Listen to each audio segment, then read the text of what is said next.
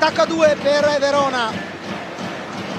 Davischia battuta forte, fortissima a cercare Keita che tiene sui 3 metri. Mozic in attacco, primo punto per lo schiacciatore sloveno che ha giocato opposto tutte le ultime partite con Verona. Buona anche la ricezione di Rinaldi. Sanguinetti Murato da cortesia, che fa buona guardia, intuisce immediatamente. Picchiare forte e via andare. Anche perché con delle doti fisiche del genere fare altrimenti sarebbe forse anche sciocco. Bellissima parallela di Vlad Davischia dopo una ricezione non semplicissima da parte.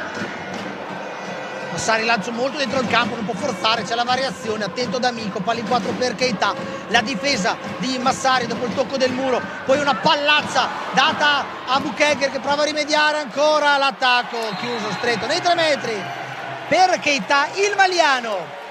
Verona ha attaccato complessivamente al 60%, la differenza sta più o meno tutta lì, ricevendo peggio di Modena. Tanto Davischia viene difeso da Keita, la difesa però anche di Buchegger su Jensen e poi ancora Davischia contro il Muratore, questa volta a segno.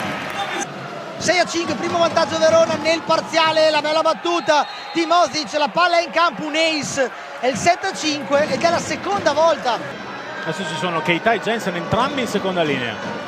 Davischia il nastro, cortesia, in una qualche maniera ci mette il bugger, Mozic alto ma Davischia difende molto bene, fiammata di Davischia, Buchegger Murato da Lorenzo Cortesia che quando la palla è scontata a muro si fa trovare sempre. È etico dirlo, grazie. Sarebbe più giusto che venissero più su dalla 2 che non retrocedesse l'unica che deve retrocedere. Bella battuta di Buchegger, ci prova Jensen in attacco, la ricezione di Davischia, il pallone sarebbe terminato fuori e allora Gutierrez confermato in campo a segno il cubano.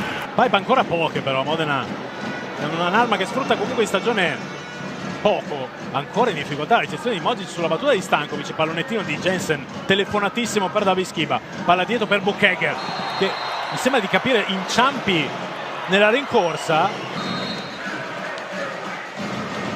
Tocca al palleggiatore Abaev che non forza, flotta su Gutierrez, ricezione precisa, Davischia, attacco nei 3 metri di Vlad Davischia dal palleggiatore Spirito che flotta, riceve Gutierrez un po' staccato, De Cecco va da Vlad Davischia, Murato coperto, arriva De Cecco, la palla è giocabile, Davischia può attaccare forte, viene Murato, ancora da Cortesia, Lorenzo Cortesia chiude la partita sul 25-23 del terzo set, la Rana Verona.